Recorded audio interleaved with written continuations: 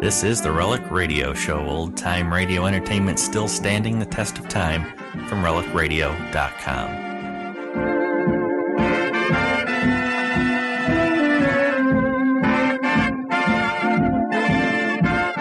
Welcome back to the Relic Radio Show, 60 minutes of radio drama brought to you every Tuesday by relicradio.com. The first story this week comes from Escape from April 2nd, 1949. We'll hear Confidential Agent. After that, it's Box 13 and a Book of Poems. That one aired December 12th, 1947. Tired of the everyday routine? Ever dream of a life of romantic adventure? Want to get away from it all? We offer you Escape. Escape, transcribed to free you from the four walls of today for a half hour of high adventure.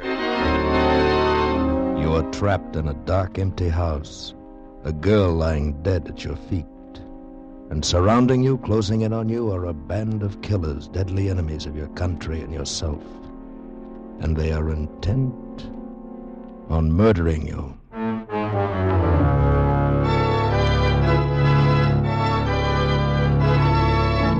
Today, with Barry Kroger starred as David, we escape to England and the story of a man whose life depended upon the outcome of his mission, as Graham Greene told it in his fascinating story, Confidential Agent.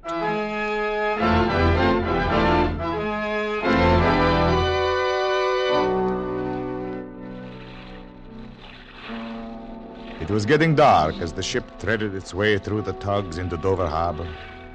The thick fog gave way reluctantly to the ship. It swirled over the deck. There was a cold bite to it, chilling me inside and out. Yet in a way, this cold English fog was more comforting than the atmosphere I had left. For in my country, there was war. Already Austria had fallen before the goose-stepping armies of a madman, and now my country was fighting with its back to the wall. In order to continue the fight, we needed industrial diamonds to shape the tools of war. That's why I was now landing in England. There were others in my country, a group headed by a man known only as the Baron, who wanted to turn our country over to the invader, who would do anything to stop us from getting the diamonds we needed. So you see, my mission was a secret one. Not even our own embassy knew of it. So far, the trip had been uneventful, except for meeting the girl. Her name was Rose Cullen.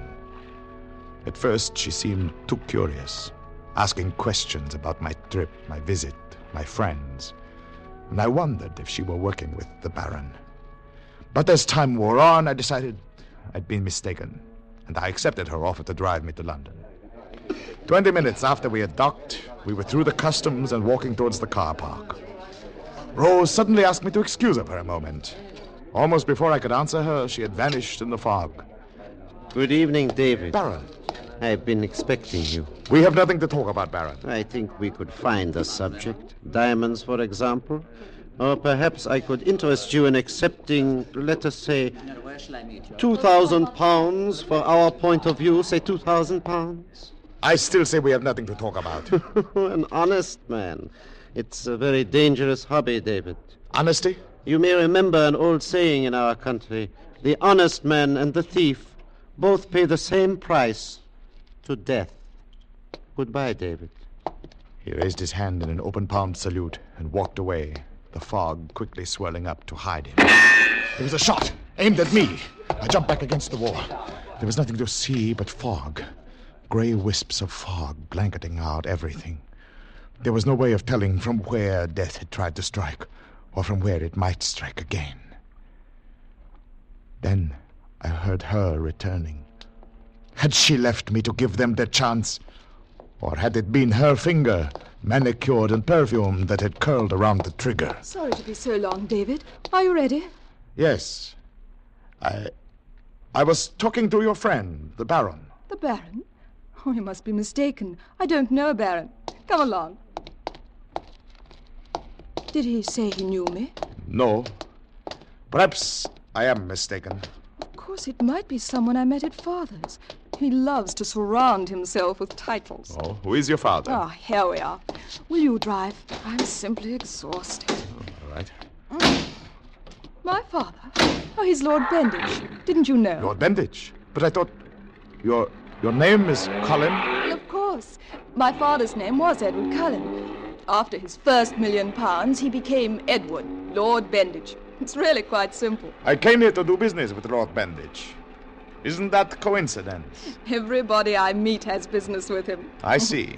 I can't think of anything more dull than Father's business. What are you thinking?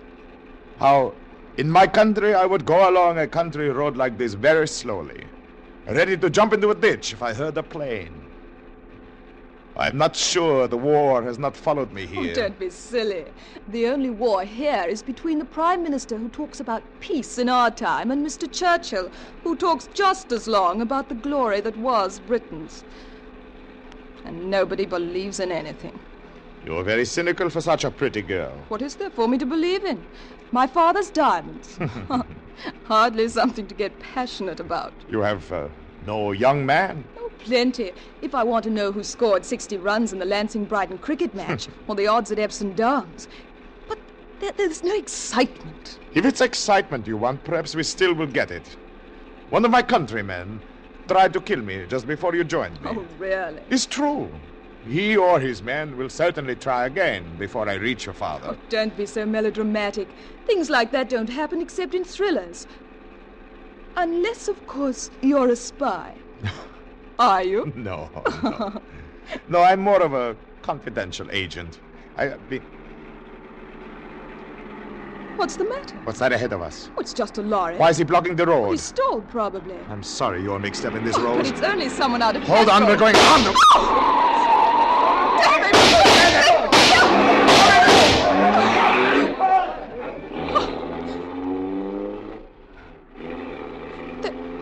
There's a bullet in the window shield. Oh, someone is trying to kill you. Yes. Oh, we must go to the police. With what? We saw no one we could identify. Oh, but we struck one of them. I felt the car hit him.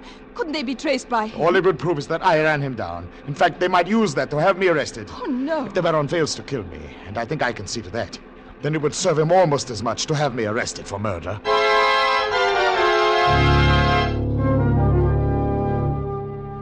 It was late at night when we reached London.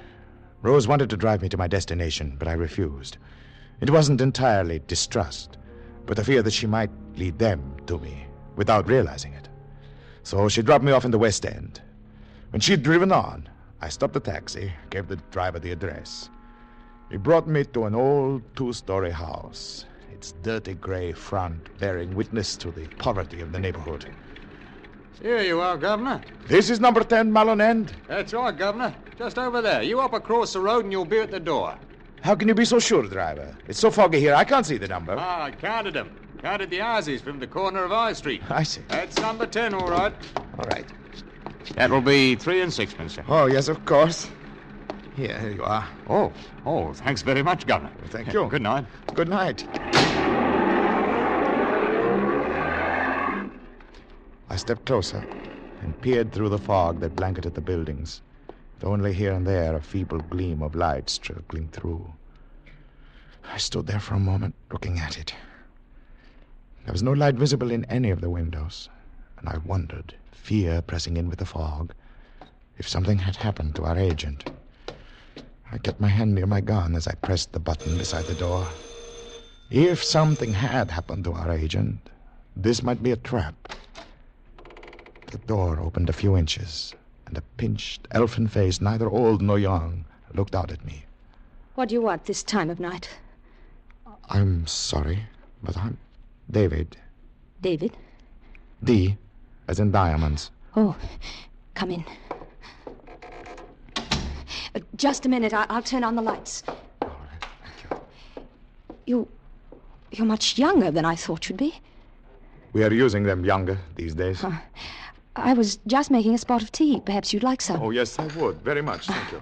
You see, I've been very careful with lights since I saw someone watching the house 2 days ago. One of the Baron's men, you think? I don't know. I just thought it better not to take chances. Oh, that's good girl. The Baron came over on the same boat with me. Oh? Did he see you? Oh, yes. Thank you. It's all right. We even had a short talk at the customs. What did he say?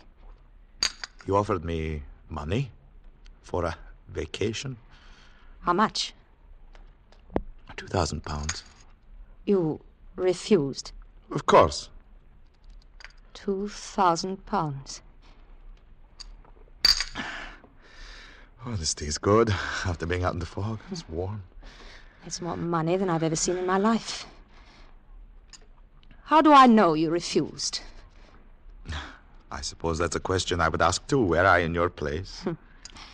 You know, I wonder if that isn't the Baron's biggest crime against us. That he's made us eternally suspicious of each other. Yes, What is your name? Elsie. Elsie. Well, Elsie, you don't know that I didn't take the 2,000 pounds. But I am going to see Lord Benditch tomorrow, and maybe that will prove it. And then you'll be going back? Monday, yes. Oh, I see. Now, what do you have for me? Oh, not very much. You see, I know that the Baron has friends everywhere, even in the English government. But Lord Benditch will deal with you first if you are there on time and can prove you represent your government. If I did not show up, then he'd be free to deal with the Baron. Yes, that's it exactly. Now look, if you're seeing Benditch and his syndicate tomorrow... Yes? Then I must warn you again that... The shot came through the window. I leaped to the wall, turned off the light. I knelt, found her wrist. There was no pulse. Elsie was dead. Kneeling there, I cursed myself. The minute she told me that someone had been watching the house, I should have known that both of us had to get out. I should have known there was no time for tea and talk. Suddenly, I heard a sound. The door. The killer or killers were in the house. To stay there in that dark, small room, try to shoot it out with them, could have only one ending. They were blocking off the front door. I couldn't leave through a window. I'd be a perfect target that way. I began to edge toward the other door in the back. It was slow work.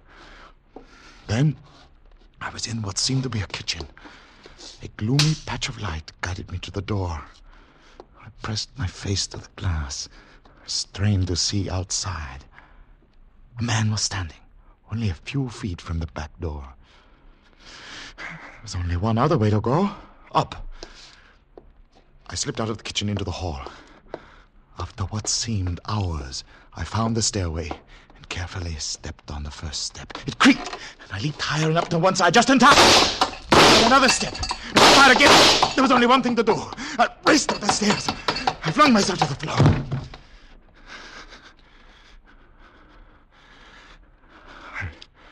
Downstairs, I heard the front door open again.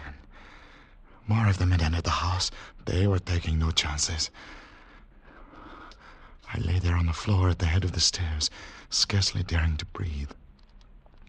I knew I could get anyone coming up that stairs with my gun, but was there another stairway to the second floor?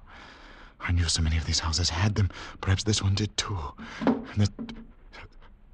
somewhere outside, I heard something thump against the side of the house. One of them was trying to get in.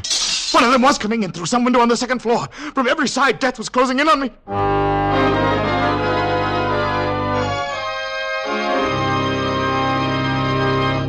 In just a moment, we will return to Escape.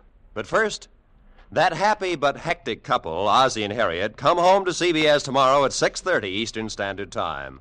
So get your whole family together to welcome them home next Sunday night, when they'll be heard on most of these same CBS stations just before the Jack Benny Show. And now, with our star, Barry Kroger as David, we return to the second act of Escape and Confidential Agent.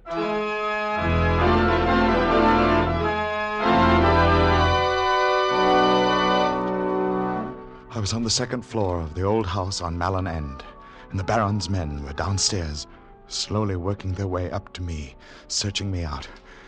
It was a quick decision. The open rooftop presented a chance of escape, and lying here in the dark was tempting discovery. A moment later, I was through a skylight and in the night air. 5 houses away, I found fire escape and had reached the ground. And 2 blocks farther, on Blean Street, I found a cheap hotel and registered under another name.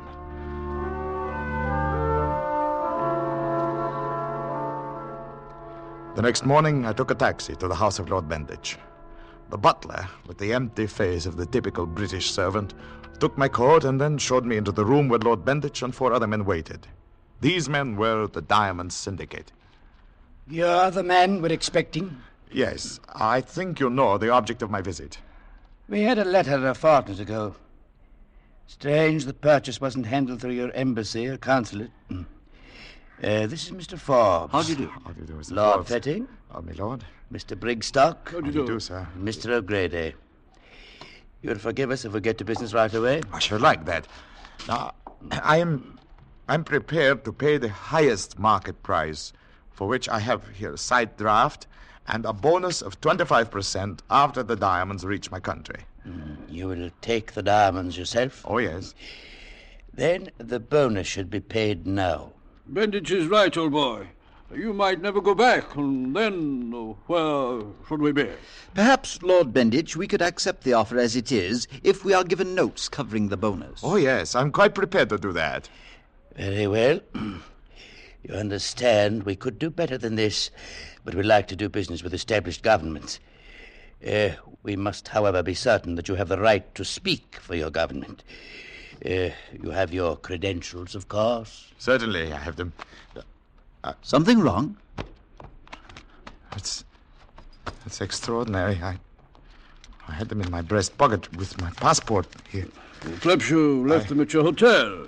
Morning after a tacky evening and all that. I had them right here when I entered this house. You're implying... I did have my papers. They've been stolen. I dare say. Well, it's obvious we can't do business with an unaccredited agent. Lord Benditch, It's they've been stolen. rough go, old boy. But it looks like you've had it. We are sorry, but Lord Benditch is right. We can't I walked take slowly out of the room. I must admit they were fair. The butler must have taken the papers when he helped me off with my coat. But I had no proof. I went out into the hall, took my coat from the rack. I was about to leave when I heard my name. David! It was Rose Cullen. David, did you get the diamonds from Father? No, my papers have been stolen, and your Stolen? father won't deal with me since I could not prove I represent my government. Rose, do you know, is your father's butler new? Well, I think so, although I didn't really notice. I don't live here. I have my own apartment. You mean you think he took... I'm sure of it. I had my papers when I came up the steps. They were gone when I went to show them to your father. Then that means... Come along, David. We'll find out. No, Rose, that would do no good. I'm sure that the Baron will have covered all loopholes. The papers are far away by now. No, I must think of some other way to convince your father. Well, isn't there someone at your embassy? I don't think so. We don't trust them. Except perhaps the second secretary. But even he may have been reached. But we've got to do something. We can't just... Why do you suddenly want to help me? Only last night you were laughing at me, Rose. Maybe I was. Last night. Well, then, why? Oh, David, can't you guess why I want to help you? To be with you. Rose, look. Oh, all you think of is your stupid war. Last night I laughed at you because you were a stuffy little man from another country, filled with ideas of his own importance and briefs and papers. Now, after I've had a chance to think things over, I know this isn't true. Rose, a man in my position has to give up many things. He has no time to... Fall in love. Why not, David? Why not? Rose. Oh, all right. I won't embarrass you. Now tell me something. Forbes and Brigstock were with Father when you met? Yes, they were. All right, then. Brigstock is an ass, but they'll both help your country if they're sure it's all right. I'll get them, and the 4 of us will go to your embassy. We'll make them prove who you are.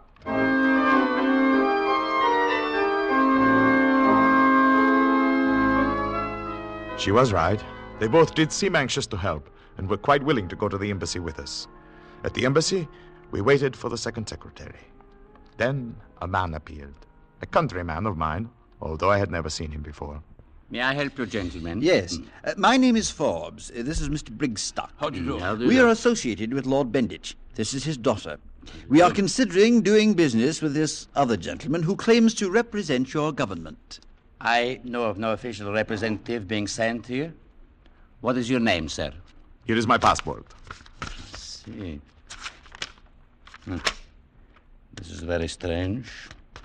Mr. Forbes, the man whose name is on this passport is no longer alive. Are you sure? He was shot by the rebels. Oh, you're lying. You didn't even look at the passport. You had your story ready before we even got here. As a matter of fact, yes. We were warned that someone was posing as this man. We've had the Scotland Yard man here hoping he'd show up. Inspector! Scotland Yard, eh? They'll get to the bottom of this. I have no doubt. Is this the man? Yes. And here is his passport, Inspector. I see. Well, sir, we're going to have to hold you. On what charges, Inspector? Well, there are several, miss. Using a forged passport, illegal entry into the country, trying to obtain a contract under false pretenses, inquiry into a hit-and-run death on the Dover Road last night, and inquiry into the death of a young woman on Malin End. What if I refuse to accompany you, Inspector? Well, in that case, sir, I'm afraid I'll have to force you. If you need it, Inspector, I have a gun here. He doesn't need it, but I... Oh, no! Now, stand back! David! Don't try to follow me through the door! Wait, David, I'm coming with you. The two of us backed out of the room and ran downstairs. I knew it would be only a matter of minutes before there'd be an alarm out, and Scotland Yard would be looking for me, as well as the Baron's men. I was sure that I could beat the murder charges. But by that time, it would be too late to get the industrial diamonds to my country, even if I could buy them. Rose took me to her apartment. Then, without telling me what she was going to do, she left. An hour later, she was back. David! It worked. What worked? I went to find Forbes and Brigstock. I convinced them that you don't dare stay and face the charges, and they're going to sell you the diamonds you need in spite of Father. Isn't it wonderful? You are. I don't know how I can ever repay you. By taking me back with you. Rose, darling, I told you before. I'm not asking you to marry me. I'm only asking to go back with you, to take part in something that's decent and honest. After that, well, we'll take what comes. You don't know what you're asking, Rose. It is not so simple as just going back. What do you mean? After today, Scotland Yard will be watching every ship leaving England. I can't book passage. I'll have to find some way to slip out of the country. Well, Forbes can arrange that, too, after you get the diamonds.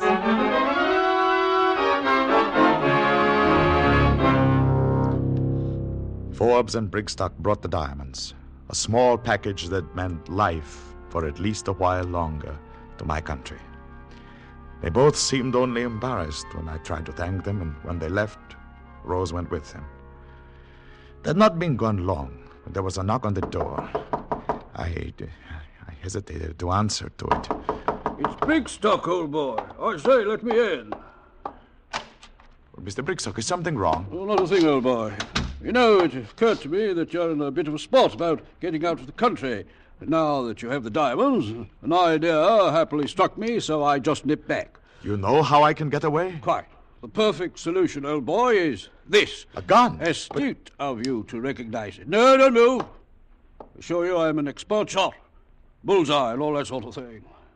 You're one of them. In a manner of speaking, yes. You see, I'm one of the fortunate few who recognize that democracies are decadent. Too weak, you know. Nothing for me to do but work with other Johnnies who agree. An Aryan world for all you Aryan supermen. Is that it? You know, Rose has exquisite taste in rugs. It's a pity you'll have to bleed all over it. You're quite insane, Brigstock. Not at all. You see, people like you never have the brains to understand the glorious world that we are going to build. A world dedicated to joy through strength. Forbes. I say, most unfair. Old boy. They can never resist making speeches. I thought there was something suspicious about Brigstock leaving us so suddenly, so I followed him. But there's no time to talk. You have to get out of here quickly. Where shall I go? I own a resort hotel near South Crawl. South Crawl? I'll make a reservation for you, and tonight one of my men will pick you up there, put you on a freighter bound for your country. And Brigstock? Brigstock is our problem. I'll give them a full report of it when I turn myself in, as I must do. Perhaps my trial will help my country as much as your escape will help yours.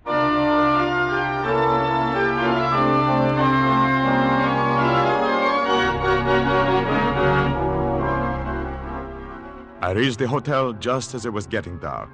The lobby was filled with men and women in shorts and jackets, all of them talking of sports. Surely no place was safer. I went over to buy a newspaper. I say, don't I know you? Your face is familiar. I don't believe so. Foreigner, aren't you? Why, have it.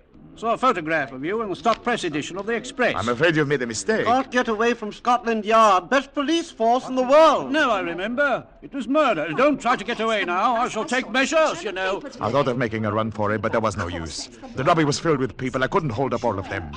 My captor sent someone to call the police. We sat down and waited. You foreigners aren't civilized, you know. Fellow told me when he was in Prague, he saw a chap shoot down the bobby right on the street. Can't do that sort of thing, you know. Anyone in here by the name of... Here we are. Are you the detective? Detective? Why, yes. Then here's your man. Oh, I see. I have a warrant for your arrest, charging you... I know the charge, officer. Don't bother with it. Well, then, come along. No handcuffs? Oh, I don't think that will be necessary. I have a car right out here.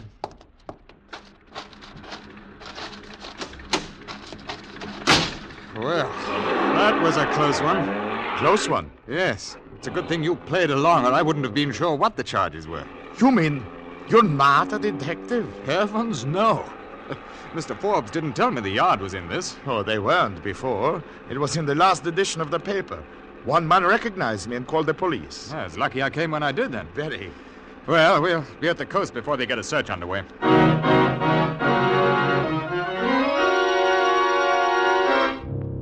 We reached the coast in half an hour, and I was hoisted over the side of a small freighter, like a piece of cargo. I stayed below until we were well underway and then went above.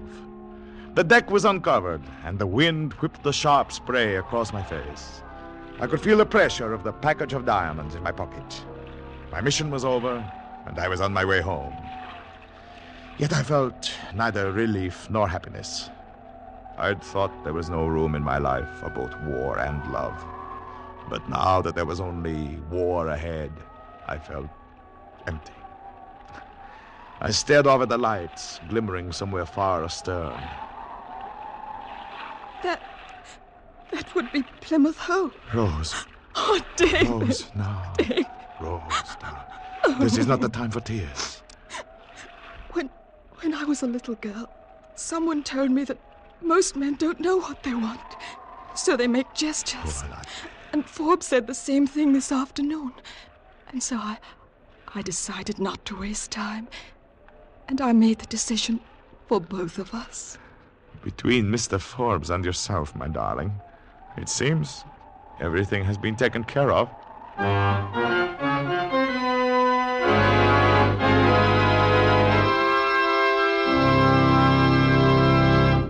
Escape is produced and directed by Norman MacDonald.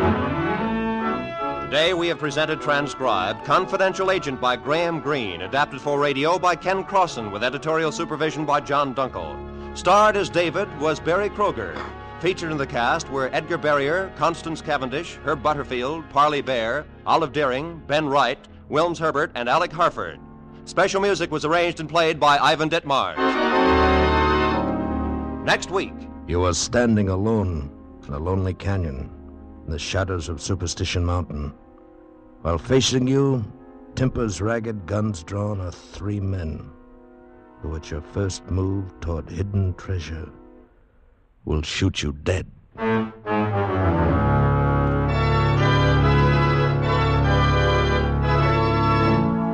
Next week, we escape with Ralph Bates' unusual story, When the Man Comes, Follow Him. Be sure to tune in at the same time next week, when once again we offer you Escape. Tomorrow night on CBS is really something to talk about and listen to. Academy Award winner Jane Wyman on the CBS Family Hour of Stars. Ozzie and Harriet, Jack Benny, Amos and Andy, Sam Spade, and Lum and Abner. These are only a few of the great stars and shows which will come to you tomorrow night on most of these same CBS network stations. Jack Benny, of course, will be heard on the entire CBS network. This is Roy Rowan speaking. Now, stay tuned for 5 minutes of the latest news to be followed by the Let's Pretend program over most of these same CBS network stations.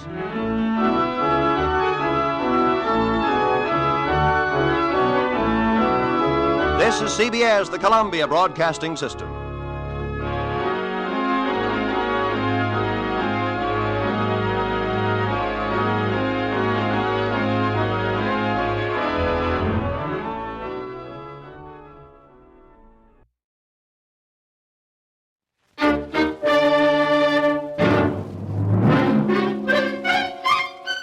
Box 13, with the star of Paramount Pictures, Alan Ladd, as Dan Holliday.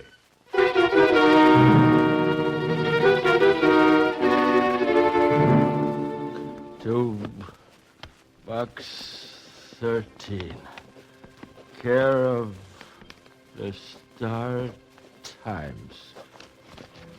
Carl, what are you doing? Nothing. I ain't doing nothing. It's just a book, Holiday. Somebody sent a book to Box 13. Why?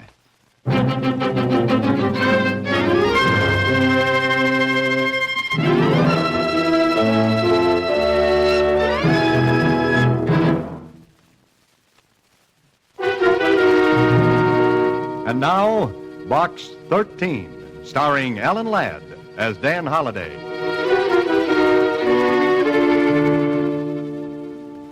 Susie, come here a minute, will you? Did you call me, Mr. Holliday? How did you guess? I heard you. All right. Now that we've cleared that up, how about this book?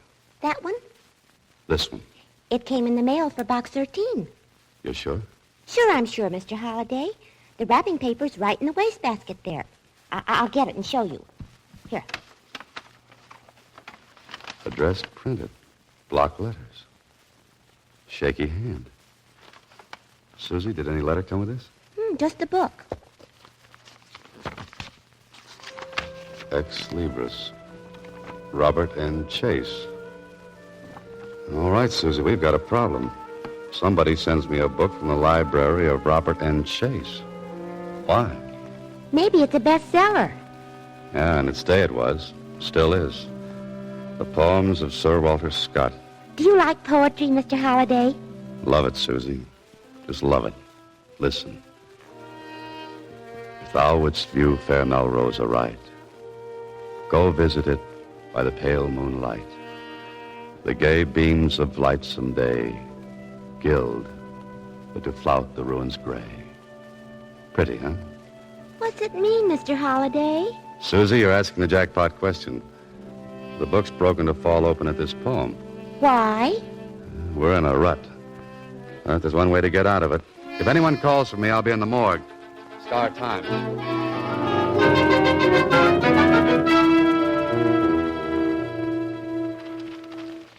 Sure. Robert N. Chase. We've got plenty about him, Holliday. Well, let me have it. You ought to remember him. Vaguely, I do. All right, Mac, what do we got? Headlines. Lots of them. Headlines, huh?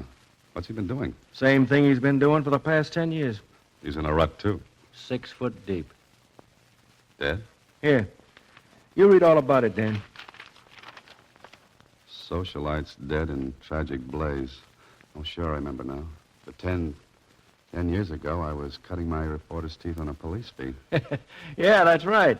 A cop wouldn't get a juicy story like this to cover. Son near death. Daughter at school escapes tragedy. Last night, fire swept the Robert N. Chase mansion. Blaze, unnoticed until too late, spread rapidly. Injured son not expected to live. He did, though. I see. Mildred Chase, 18, was attending a college function when the flames took the lives of her parents and swept rapidly through the palatial country estate, Fair Melrose. They were... Fair Melrose? Yeah, that was the name of the estate. Fair Melrose. Mac, the Chase girl, got anything on her? What paper didn't have? What do you mean? You know, too much dough, spoiled kid, wrong company. She ran smack into the gossip stuff almost every week. Know where she is now? Well, she dropped back after the fire. It kind of cooled her off. Oh, she's been a good girl ever since, is that it? Well, that's it. I tell you what, Dan, drop upstairs to see Mona in society. She can give you the dope. All right. Thanks, Mac. Say, you must come and visit my morgue sometime. I like this one. I only read about characters. I don't have to bump into them. But mine move around, Mac, and sometimes too fast.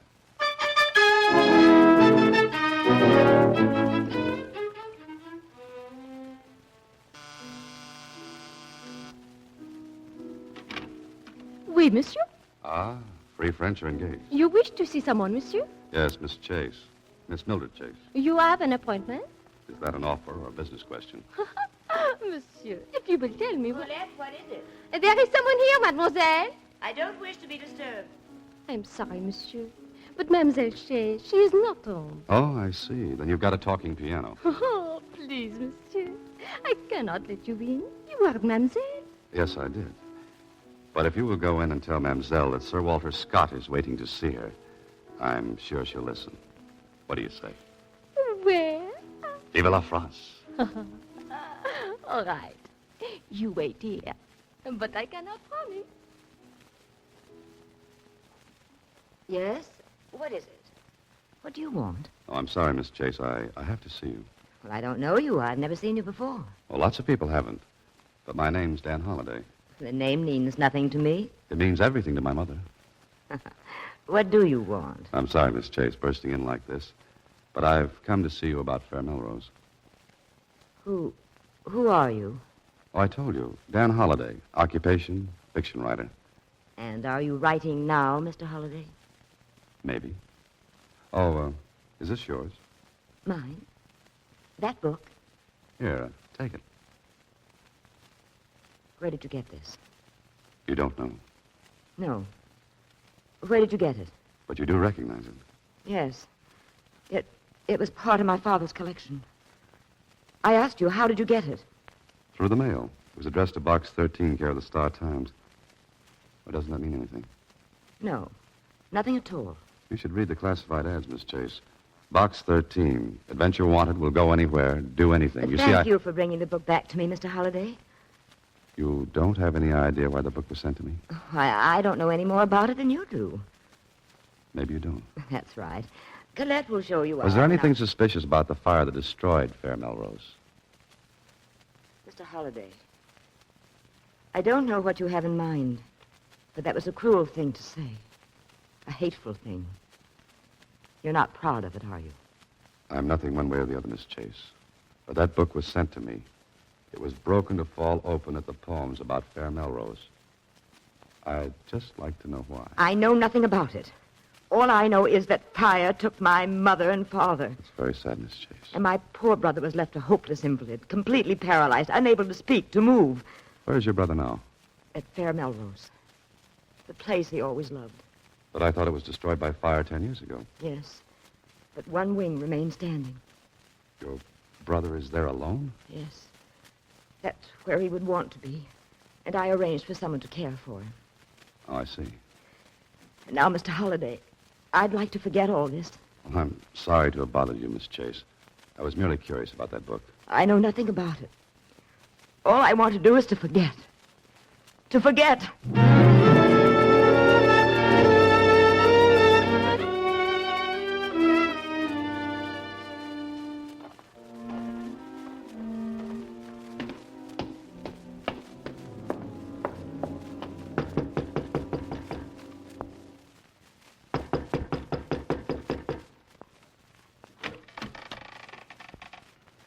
What you want this hour of the night?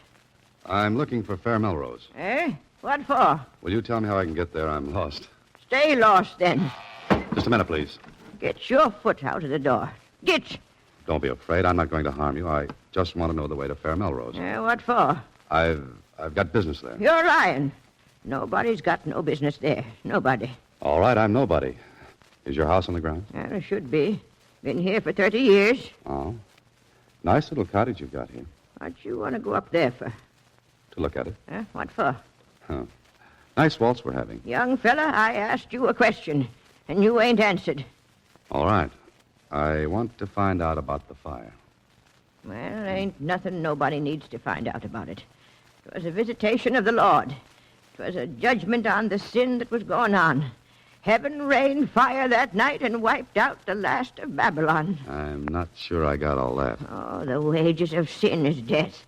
Now you know. Wait a minute. Were you here that night? Me and Carl.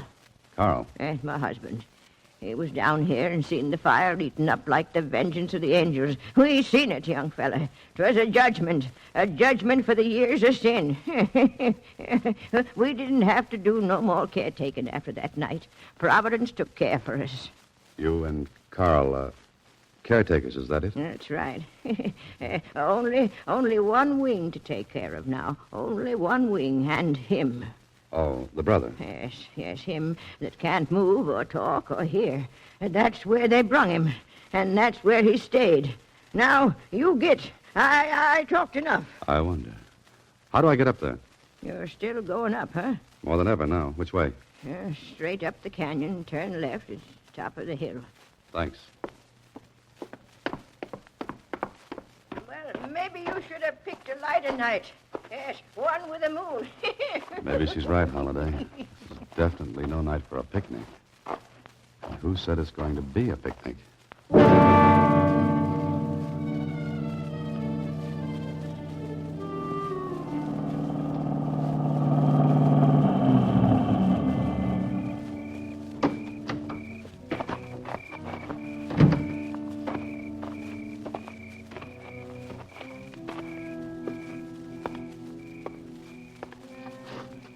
Hello? Anybody here? Hello? And the same to you with feathers on.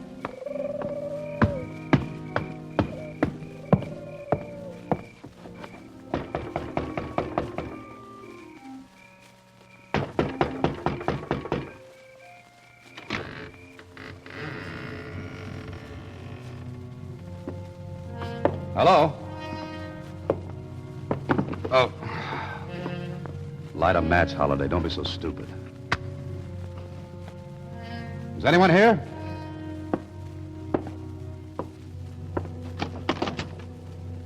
Mr. Chase? Oh, Mr. Chase. Holy mackerel. Who are you? Answer me.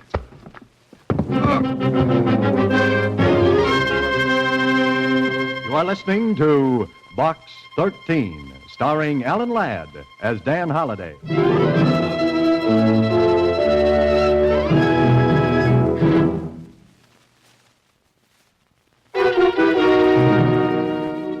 And now, back to Box 13, starring Alan Ladd as Dan Holliday.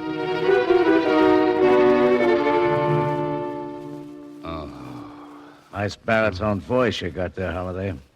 Kling. Inspector Kling. Where am I? Hospital. What for? For your head. There's a little dent in it, about 2 inches deep. Oh, I remember. Where is he? He? Who? The body. Oh, the body. What body? Wait a minute. How did you get in? Who found me? Who told you all about this? The old girl, caretaker's wife. She found you. Oh.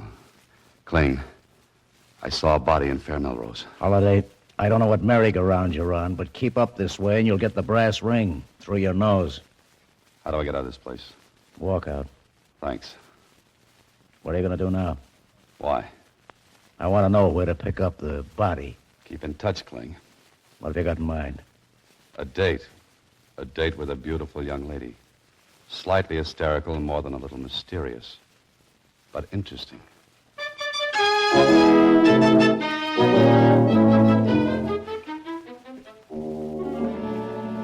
What do you want here again, Mr. Holliday? More to the point, what do you want? Will you please leave? Every time I come here, I get invited to leave. I don't know what you're doing, Mr. Holliday, but it's none of your business. You ought to... I went to Fair Melrose last night. What for? I wanted to see it. And your brother. You mustn't see him. Why not? What'd he do, Miss Chase? Please leave him alone. All right. Did you go to Melrose last night? No. I haven't been there for 10 years. You weren't there the night of the fire either, were you? No, I wasn't. All right. I'll take your word for it. Now, mind if I ask you one more question? If you'll go, I'll answer it.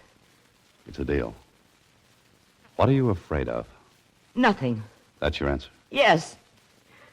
I'd almost forgotten that horrible night until you came here. For 10 years, I've lived away from it, keeping it away from me. Now you've brought it all back. Don't you have any pity? Lots of it, Miss Chase. For a lot of people. Particularly you.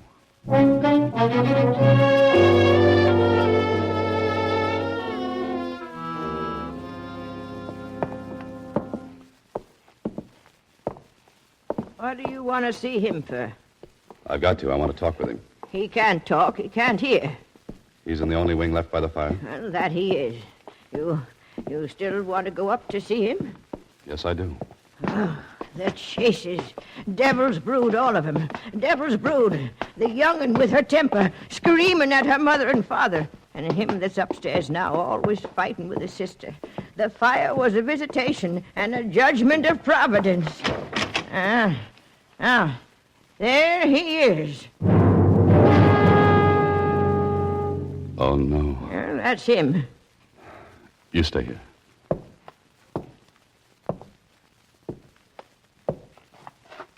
Mr. Chase.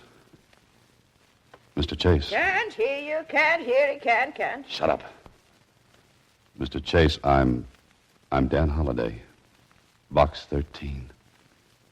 Box 13, do you understand? Nodding his head. That's all he can do. Mr. Chase, you wanted to see me. You sent me that book. You had Carl send it to me. Is that right? Nod your head if that's right. Good. Now, why? He can hear. You can hear me a little, can't you, Mr. Chase? Good. Why did you send me that book? Why did you want me to come here? He wants me to look around, Bertha. At what? At what? Ain't nothing in here. Ain't nothing. Look, Mr. Chase, I'll walk around the room. I'll watch you. When you want me to stop, nod your head. Understand? Good. Now watch me.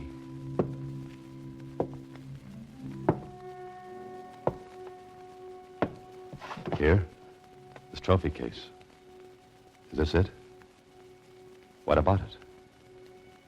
What do you want me to see in this? Good. Bertha, come here. I ain't coming in. I said come here, come on. Take a good look at this trophy case, Bertha. A good look. I don't see nothing. There's a plaque missing from its place. There's heavy dust around behind all those cups and trophies, but there's a clean spot here where a plaque stood. No dust, Bertha. No dust. Someone took a plaque from here not more than a few days ago. Did you? I ain't touched nothing. Never touched nothing. Mr. Chase, that plaque, whose was it?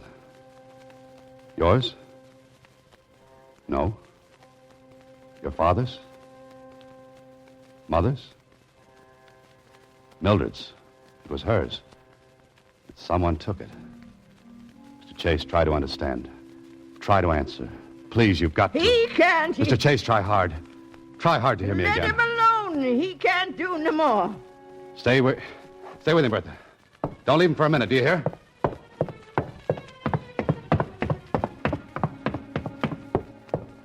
Oh, hello there. Hello, Holliday. Inspector, I'm in a hurry. No, it looks like it. But you can spare a poor cop a couple of minutes to explain something, can't you? What? That body. We found it. In a ravine about a mile down the road. All right, you found the body. Now I'm in a hurry. I gotta go. Not so fast, Holliday. There are a couple of questions I'd like to ask you. Later, Kling, later. You know where to reach me. Holliday. Come back, Holliday. I say come back here. Ride me care of box 13.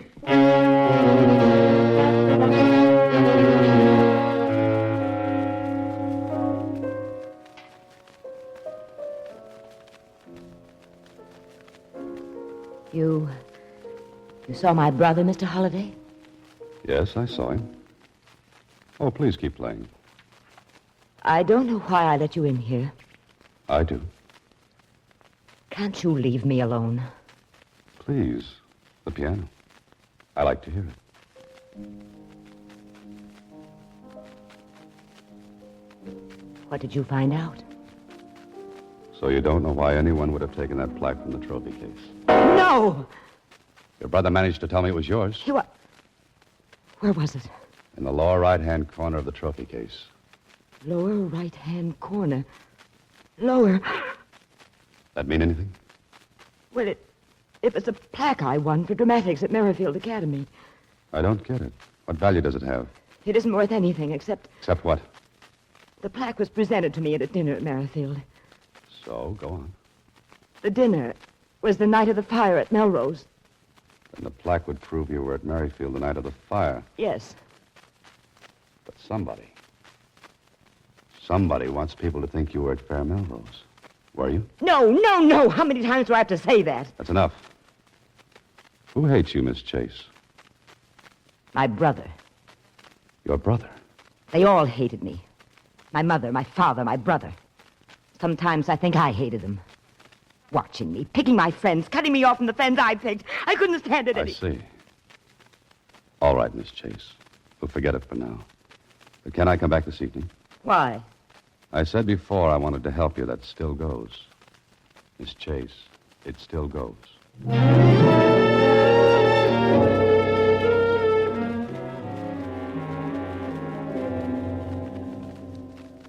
Please sit down, Mr. Holliday. Thanks, Miss Chase. Do you have anything to tell me? A few things, yes. But first, is there anything you want to tell me? Tell you? Why, no. You sure? Positive. What could I tell you? A story. I don't know what you mean. All right, I'll explain.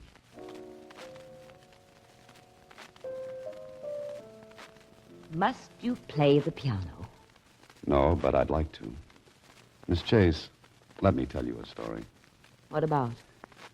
Well, I don't know whether it's exact or not. You see, I have to guess a lot. Fill in details myself. But this story's about a girl, an 18-year-old girl. That is, she was 18 10 years ago. And what's that got to do with me? Oh? You might be the girl, Miss Chase. Wild, with a temper. Bad temper. She had a lot of fights with her parents. Mostly about the friends she had. The way she ran around. What are you trying to say? That one night, this girl set fire to her home in a fit of temper. After a fight with her parents. Maybe she didn't mean to do what she did. But the fire destroyed her home almost completely. It meant the death of her parents, and it made her brother a You're making hopeless- this up. You're guessing. I said I'd have to guess. I was at Merrifield the night of the fire. For a while. I checked. Found out you left early enough to get to Melrose. And you brought a plaque with you. The one you'd won for dramatics. Well, I brought it to Melrose later. The next day or the next. I don't remember. No, that's no good, Miss Chase. It's too hard to believe that anyone would walk into a ruined home and put a plaque in a trophy case. I say you took it to Melrose, then had the fight with your mother and father. You're lying. I don't think so. I took it there after the fire. And why is it missing? Want me to look around your apartment for it, Miss Chase? Or send for the police to look for it? No. Why not, if you haven't got it? Why are you afraid to let me look for it? So I am right. Now let's get on with the story. For 10 years you held the secret. There's nothing to connect you with the fire at Melrose except that plaque. For years, that fire's on your mind. Day after day, you have to live with the secret, wondering if there's anything that will connect you with that night. But there's nothing. There's nothing. Then you remember that plaque. It will prove that you were at Melrose, because the date engraved on it is the same as the date of the fire. No. I tell you it's not true. So there's only one thing to do. Get that plaque out of Melrose. But you didn't count on one thing. Your brother. Day after day, he saw that trophy case. Day after day, it was the same. Never changing. Like the four walls he had to stare at. But suddenly it's different. There's something missing. He racks his brains and he remembers. He remembers the plaque that was there. When he was able to read, he must have read about the fire. How you escaped the tragedy by being at school that night. How lucky everyone said you were. He read how you were presented with a plaque for dramatics. And his tortured mind puts two and two together. And he arrives at the conclusion that you were at Melrose. Home.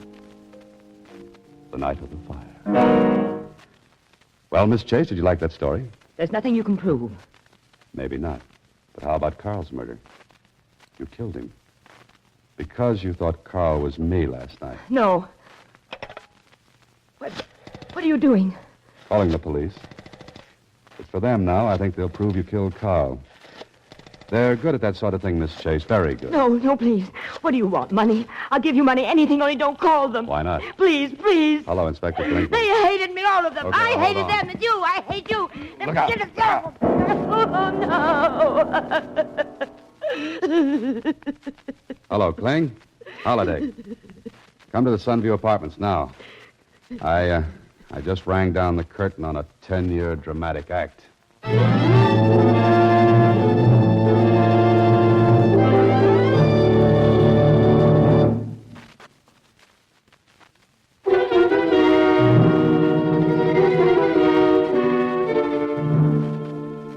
Gee, it must have been awful thrilling, Mr. Holliday. Yeah, sure, Susie. About as thrilling as throwing dirt in the guy's face. Oh, well, here's some more mail for Box 13. Later, Susie, later. But here's something maybe you ought to look into. What? If you subscribe to this book club, you get a free set of Sir Walter Scott's poems. Oh, fine, fine. Good night, Susie. Next week, same time, Alan Ladd stars as Dan Holliday in Box 13.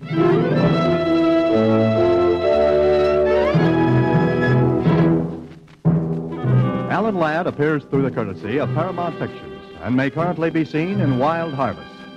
Box 13 is directed by Russell Hughes. Original music is composed and conducted by Rudy Schrager, with an original story by Frank Hart-Tausig. The part of Susie is played by Sylvia Picker. This is a Mayfair production.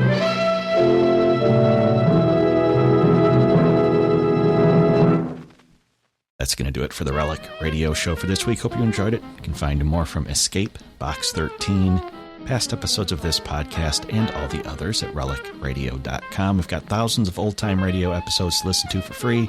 Thanks to your support. If you'd like to help out, visit donate.relicradio.com or click on one of the links on the website. Thanks to those who have helped out. Thanks for joining me today. Be back next week with another episode of the Relic Radio Show.